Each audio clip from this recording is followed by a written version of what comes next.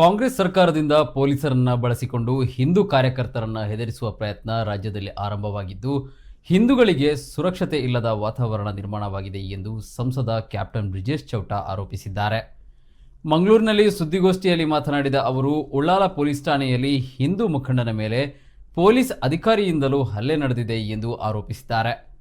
ಪ್ರಕರಣ ಇತ್ಯರ್ಥವಾಗುವ ಹೊತ್ತಲ್ಲಿ ಪೊಲೀಸ್ ಅಧಿಕಾರಿ ನೇರವಾಗಿ ಹಿಂದೂ ಕಾರ್ಯಕರ್ತನ ಮೈ ಮೇಲೆ ಕೈ ಮಾಡಿದ್ದಾರೆ.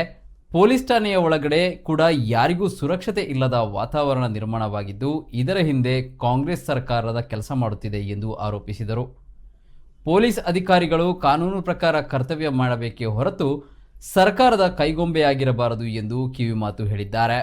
ಸಿದ್ದರಾಮಯ್ಯ ನೇತೃತ್ವದ ಕಾಂಗ್ರೆಸ್ ಸರ್ಕಾರ ಬಂದ ಮೇಲೆ ಕರ್ನಾಟಕದಲ್ಲಿ ಕಾನೂನು ಸುವ್ಯವಸ್ಥೆ ಸಂಪೂರ್ಣವಾಗಿ ಕುಸಿದಿದೆ ಅನ್ನೋದಕ್ಕೆ ದಿನಕ್ಕೊಂದು ಘಟನೆ ರೀತಿಯಲ್ಲಿ ಹೊಸ ಘಟನೆಗಳು ನಡೀತಾ ಇದೆ. ನಿನ್ನೆ ಉಳ್ಳಾಲದಲ್ಲಿ ರಸ್ತೆಯಲ್ಲಿ ಎರಡು ವಾಹನಗಳ ಮಧ್ಯೆ ನಡೆದಂಥ ಒಂದು ಸಣ್ಣ ಸಂಘರ್ಷ. ಆ ಘಟನೆಯನ್ನು ಇತ್ಯರ್ಥಪಡಿಸಲಿಕ್ಕೆ ಅಲ್ಲಿಯ ನಮ್ಮ ಕಾರ್ಯಕರ್ತರು, ಬಜರಂಗ ದಳದ ಒಬ್ಬ ಪ್ರಮುಖರು ಪೊಲೀಸ್ ಸ್ಟೇಷನ್ನಲ್ಲಿ ಮಾತುಕತೆಯ ಮುಖಾಂತರ ಅದನ್ನು ಸರಿ ಮಾಡುವಂಥ ಒಂದು ಪ್ರಯತ್ನವನ್ನು ಮಾಡಿದ್ದಾರೆ. ಆ ಸರಿ ಮಾಡ್ತಾ ಇರುವಂಥ ಸಂದರ್ಭದಲ್ಲಿ ಪೊಲೀಸ್ ಅಧಿಕಾರಿ ನೇರವಾಗಿ ಇವರ ಮೈ ಮೇಲೆ ಕೈ ಹಾಕಿರುವಂಥದ್ದು. ಒಂದು ರೀತಿಯಲ್ಲಿ ಪೊಲೀಸ್ ಸ್ಟೇಷನ್ನ ಒಳಗಡೆ ಕೂಡ ಯಾರಿಗೂ ಒಂದು ಸೆಕ್ಯೂರಿಟಿ ಇಲ್ಲ, ಒಂದು ಸುರಕ್ಷತೆ ಇಲ್ಲ ಅನ್ನುವಂಥ ಒಂದು ವಾತಾವರಣವನ್ನು ಕರ್ನಾಟಕದಲ್ಲಿ ಕಾಂಗ್ರೆಸ್ ಸರ್ಕಾರ ಬಂದ ಮೇಲೆ ಆಗಿದೆ.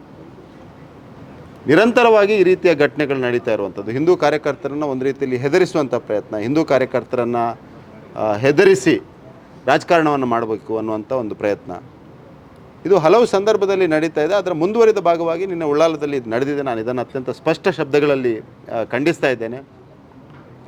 ಮತ್ತು ಪೊಲೀಸ್ ಇಲಾಖೆ, ಪೊಲೀಸ್ ಅಧಿಕಾರಿಗಳು ಕಾನೂನು ಮುಖಾಂತರ ಕೆಲಸವನ್ನು ಮಾಡಬೇಕು. ಯಾರ್ದೋ ಕಾಂಗ್ರೆಸ್ ನಾಯಕರ ಪ್ರೇರಣೆಯಿಂದ ಕೆಲಸವನ್ನು ಮಾಡಬಾರ್ದು, ಕಾಂಗ್ರೆಸ್ ನಾಯಕರ ಆಗ್ರಹದ ಮುಖಾಂತರ ಅಥವಾ ಕಾಂಗ್ರೆಸ್ನ ಒತ್ತಡಕ್ಕೆ ಮಣಿಬಾರ್ದು ಅನ್ನುವಂಥದ್ದನ್ನು ನಾನು ಹಲವು ಸಂದರ್ಭದಲ್ಲಿ ವಿನಂತಿಯನ್ನು ಮಾಡಿದ್ದೇನೆ.